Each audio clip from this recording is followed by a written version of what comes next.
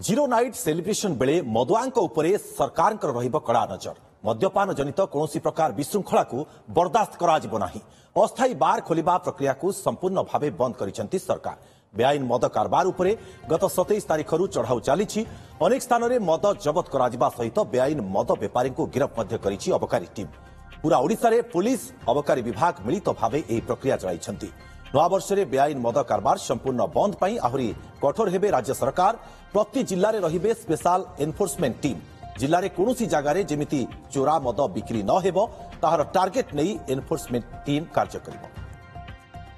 विभाग 3 दिन धरिकी विभिन्न जगार जो चोरा मद बिक्री होची ता ऊपर से जो जगह गुड़िक से नजर रखिंट अनेक गुड़िए सीज करिसेंती किसी लोक अरेस्ट कराई। पूरा ओडिशा सारा ये प्रक्रिया चली साइज एवं पुलिस उभय मिलित भाव में कौन सी जगार अंतत कौटी मद्यपान जनित अप्रासंगिक कथा न हो से संपूर्ण सजग अच्छा एवं आम आशा करुचु एथिरे कौन प्रकार विशृंखला कौन प्रकार विशृंखलित व्यवहार कौन प्रकार मद्यपान जनित विशृंखला कौन प्रकार टॉलरेट करा जीव नहीं एवं निश्चित भाव में बाबद जहाँ पदक्षेप नवाक पड़ो आम समस्ते जागतियार अच्छु एवं से कौन प्रकार हेला करा जीव।